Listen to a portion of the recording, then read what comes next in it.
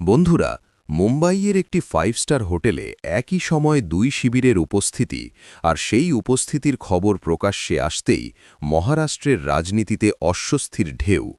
যে হোটেলে সদ্য জেতা কাউন্সিলরদের একত্র করে রেখেছেন একনাথ শিন্ডে, ঠিক সেখানেই পৌঁছে যান উদ্ধব ঠাকরের ঘনিষ্ঠ সাংসদ সঞ্জয় রাউত। ঘটনা শুধু কাকতালীয় নয়, কারণ এই মুহূর্তে মুম্বাই পৌরসভার মেয়র পদ ঘিরে যে টানাপোড়েন চলছে, সেখানে প্রতিটি পদক্ষেপই ইঙ্গিতবহ। সংখ্যার হিসেব এমন এক জায়গায় এসে দাঁড়িয়েছে যেখানে ক্ষমতার পাল্লা যে কোনো দিকে হেলে যেতে পারে, আর সেই কারণেই এই মুহূর্তে এই ঘটনা গুরুত্বপূর্ণ। পৌরসভা নির্বাচনের ফল প্রকাশের পর ছবিটা প্রথম দেখায় পরিষ্কার ছিল। বিজেপি সবচেয়ে বেশি আসন পেয়েছে, কিন্তু একক সংখ্যাগরিষ্ঠতা থেকে দূরে। ক্ষমতা ধরে রাখতে হলে শরিকের উপর নির্ভর করতেই হচ্ছে। সেই শরিক একনাথ শিন্ডের শিবির। ফল ঘোষণার পরই শিন্ডে তার জেতা কাউন্সিলরদের একটি বিলাসবহুল হোটেলে তুলে রাখেন। রাজনীতিতে এ নতুন কিছু নয়। কাউন্সিলরদের এক জায়গায় রাখা মানে তাদের ভাঙানোর সম্ভাবনা কমানো, অন্য শিবিরের প্রলোভন থেকে দূরে রাখা। কিন্তু ঠিক এই জায়গাতেই ঘটে যায় অপ্রত্যাশিত ঘটনা। সেই একই হোটেলে সঞ্জয় রাউতের উপস্থিতি নিয়ে শুরু হয় জল্পনা। রাউত অবশ্য বলেন তিনি সেখানে শুধু খাবার খেতেই গিয়েছিলেন। কিন্তু প্রশ্ন উঠছে, মুম্বাই শহরে কি 5 তারা হোটেলের অভাব? ঠিক এই হোটেলেই কেন তার যাওয়া? আর ঠিক এই সময়েই বা কেন? রাজনীতিতে সময় আর জায়গা কখনো নিরপেক্ষ থাকে না, বিশেষ করে যখন মেয়র পদ নিয়ে দর কষাকষি চূড়ান্ত পর্যায়ে। সঞ্জয় রাউত শুধু সাংসদ নন, তিনি উদ্ধব ঠাকরের আস্থাভাজন, দলের মুখপত্রের সম্পাদক এবং রাজনৈতিক বার্তা পৌঁছে দেওয়ার ক্ষেত্রে অত্যন্ত গুরুত্বপূর্ণ মুখ। তার উপস্থিতি মানে শুধুই ব্যক্তিগত সফর নয়, বরং একটি সম্ভাব্য বার্তা। বার্তাটা কার উদ্দেশ্যে, সেটাই এখন মূল প্রশ্ন। এই প্রেক্ষাপটে সংখ্যার হিসেবটা বুঝে নেওয়া জরুরি। বিজেপি পেয়েছে 88টি আসন, একনাথ শিন্ডের শিবির পেয়েছে 29টি আসন। এই দুই মিলিয়ে মোট 118, যা পৌরসভায় মেয়র নির্বাচনের জন্য প্রয়োজনীয় জাদুকরী সংখ্যার ঠিক অপরে। অর্থাৎ বিজেপি ও শিন্ডে একসঙ্গে থাকলে মেয়র পদ তাদের হাতেই থাকার কথা। কিন্তু সমীকরণ এখানেই শেষ নয়। অন্যদিকে উদ্ধব ঠাকরের শিবির পেয়েছে 65টি আসন, কংগ্রেস পেয়েছে 24টি। এই দুইয়ের যোগফল 88। এর সঙ্গে যদি শিন্ডের 29টি আসন যোগ হয়, তাহলেও মোট সংখ্যা দাঁড়ায় 118। অর্থাৎ শিন্ডে চাইলে বিজেপিকে বাদ দিয়েও মেয়র গড়তে পারেন, উদ্ধব ঠাকরে ও কংগ্রেসকে সঙ্গে নিয়ে।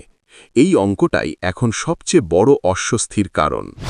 এই অঙ্কের কারণেই শিন্ডে শিবিরের কাউন্সিলরদের নিয়ে উদ্বেগ বাড়ছে। শিবসেনার ঐতিহ্য, আবেগ আর বালাসাহেব ঠাকরের নাম এখনও অনেক কাউন্সিলরের কাছে গুরুত্বপূর্ণ। উদ্ধব ঠাকরের নেতৃত্বে যারা এখনও নিজেদের আসল শিবসেনা বলে মনে করেন, তাদের সঙ্গে যোগাযোগ পুরোপুরি বিচ্ছিন্ন করা সহজ নয়। সঞ্জয় রাউতের বক্তব্যেও সেই ইঙ্গিত স্পষ্ট, যখন তিনি বলেন ফোন কেড়ে নিলেই যোগাযোগ বন্ধ হয় না। এই অবস্থায় সংঘাতটা শুধু বিজেপি বনাম বিরোধী শিবিরের নয়, বরং শিবসেনার ভেতরের দ্বন্দ্ব সামনে চলে এসেছে। একনাথ শিন্ডে বিজেপির সঙ্গে সরকারে থেকে উপমুখ্যমন্ত্রী, কিন্তু পৌরসভায় মেয়র পদ নিয়ে তার দাবিতে স্পষ্ট চাপ আছে। কম আসন পেয়েও তিনি মেয়র পদ চান, সমান অংশীদারিত্ব চান। বিজেপির কাছে এটা সহজ দাবি নয়, কারণ বিজেপি সবচেয়ে বড় দল হিসেবে মেয়র পদ নিজেদের হাতেই রাখতে চায়। এখানেই উদ্ধব ঠাকরের কৌশল কাজ করতে পারে। তিনি সরাসরি কিছু না বললেও ইঙ্গিত দিচ্ছেন যে শিবসেনারই মেয়র হওয়া উচিত।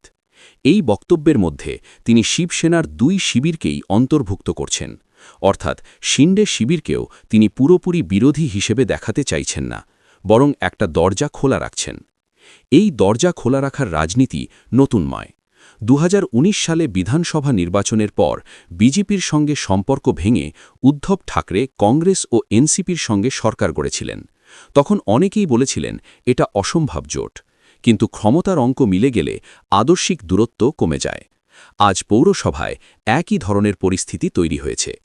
বিজেপির নেতৃত্ব এই পরিস্থিতি খুব ভালো করেই বুঝছে, তাই কেন্দ্রীয় নেতৃত্বের হস্তক্ষেপের সম্ভাবনার কথাও শোনা যাচ্ছে। কারণ যদি শিন্ডে শিবির বিজেপির বাইরে গিয়ে মেয়র গড়ে, তাহলে রাজ্য সরকারের স্থিতিশীলতা নিয়েও প্রশ্ন উঠবে। একদিকে বিজেপির সঙ্গে সরকারে থাকা, অন্যদিকে পৌরসভায় তাদের বিরুদ্ধে গিয়ে ক্ষমতা গড়া, এই দ্বৈত অবস্থান দীর্ঘদিন টেকা কঠিন। এই পুরো প্রেক্ষাপটে দেবেন্দ্র ফডনবীশের বক্তব্য লক্ষণীয়। তিনি বলেছেন, মেয়র এনডিএরই হবে। তিনি সরাসরি বিজেপির নাম নেননি। এই ভাষা নিজেই ইঙ্গিত দেয় যে শরিকদের সঙ্গে সমঝোতার জায়গা এখনও পুরোপুরি স্থির নয়। ফডনবীশ ও শিন্ডের সম্পর্ক নিয়ে যে টানাপোড়েনের কথা শোনা যায়, তার ছাপ এই বক্তব্যে পড়েছে। আরেকটি গুরুত্বপূর্ণ দিক হল বিজেপির পারফরমেন্সের তুলনামূলক বিশ্লেষণ। 2017 সালে বিজেপি পেয়েছিল 82টি আসন, এবার পেয়েছে 89টি। মাঝখানের সময়কালে শিবসেনা ভেঙেছে, এনসিপি ভেঙেছে, রাজনৈতিক মানচিত্র পুরো বদলে গেছে। এত কিছুর পরেও বিজেপির আসন বৃদ্ধি খুব বড় নয়। অন্যদিকে উদ্ধব ঠাকরের শিবির যে ফল করেছে তা অনেকের প্রত্যাশার বাইরে। এই পারফরমেন্সই তাকে আবারও দরকষাকষির কেন্দ্রে এনে দিয়েছে। এই পরিস্থিতিতে সঞ্জয় রাউতের হোটেল সফর নিছক ব্যক্তিগত বলে মেনে নিতে রাজনীতির পর্যবেক্ষকরা রাজি নন। এটা হতে পারে শক্তি প্রদর্শন, হতে পারে মনস্তাত্ত্বিক চাপ তৈরি করার কৌশল। শিন্ডে শিবিরকে বোঝানো যে বিকল্প রাস্তা খোলা আছে। বিজেপিকেও মনে করিয়ে দেওয়া যে তাদের শরিক পুরোপুরি বন্দী নন। এই পুরো খেলায় সবচেয়ে বড় প্রশ্ন হল, একনাথ শিন্ডে শেষ পর্যন্ত কি করবেন? তিনি কি বিজেপির সঙ্গে থেকে মেয়র পদে আপোস করবেন, নাকি উদ্ধব ঠাকরের সঙ্গে হাত মিলিয়ে একটি নাটকীয় মোড় আনবেন? দ্বিতীয় পথ বেছে নিলে তাকে রাজ্য সরকারের সমীকরণ নিয়েও নতুন করে ভাবতে হবে। ক্ষমতার লাভক্ষতির হিসেব এখানে শুধু পৌরসভা পর্যন্ত সীমাবদ্ধ নয়। মুম্বাই পৌরসভা শুধু একটি স্থানীয় প্রতিষ্ঠান নয়, এটি দেশের সবচেয়ে ধনী পৌরসভা, যার বাজেট বহু রাজ্যের বাজেটের থেকেও বড়। এই প্রতিষ্ঠানের নিয়ন্ত্রণ মানে বিপুল প্রশাসনিক ও রাজনৈতিক প্রভাব। তাই এখানে মেয়র কে হবেন তা শুধু প্রতীকী প্রশ্ন নয়। এই মুহূর্তে যা স্পষ্ট তা হল অঙ্ক দুদিকেই সমান, কেউই এককভাবে অপরিহার্য নয়। আর ঠিক এই অবস্থাতেই রাজনীতি সবচেয়ে অনিশ্চিত, সবচেয়ে বিপজ্জনক, আবার সবচেয়ে আকর্ষণীয় হয়ে ওঠে। হোটেলের করিডোরে হওয়া একটি নীরব সাক্ষাৎ, একটি খাবারের টেবিলে বিনিময় হওয়া কয়েকটি বাক্য ভবিষ্যতের রাজনীতির দিক বদলে দিতে পারে। মহারাষ্ট্রের রাজনীতিতে এর প্রভাব শুধু পৌরসভা পর্যন্ত সীমাবদ্ধ থাকবে না, এটি 2026-এর আগাম বার্তা দিচ্ছে। কে কার উপর নির্ভরশীল, কে আসলে কতটা শক্তিশালী, আর কে শুধু সংখ্যার জোরে টিকে আছে, এই প্রশ্নগুলো আবার সামনে আসছে। বন্ধুরা, শিন্ডে কি সাহস দেখাবেন? উদ্ধব ঠাকরে কি সেই সুযোগ নিতে পারবেন? কংগ্রেস কি নির্ণায়ক ভূমিকা নেবে? আর বিজেপি কি এই অঙ্কের খেলায় শেষ হাসি হাসতে পারবে? এই প্রশ্নগুলোর উত্তর এখনই পাওয়া যাবে না, কিন্তু যেটা নিশ্চিত তা হল মুম্বাইয়ের এই একটি হোটেল থেকে শুরু হওয়া জল্পনা মহারাষ্ট্রের রাজনীতিকে আরও কয়েক ধাপ অনিশ্চয়তার দিকে ঠেলে দিয়েছে। বন্ধুরা, এ বিষয়ে আপনারা কি মনে করেন? কমেন্টে অবশ্যই জানাবেন, এবং আমাদের বিশ্লেষণ ভালো লাগলে রিসার্চ বাংলা নিউজ ইউটিউব চ্যানেলটিকে সাবস্ক্রাইব করে আমাদের পাশে থাকুন। ধন্যবাদ।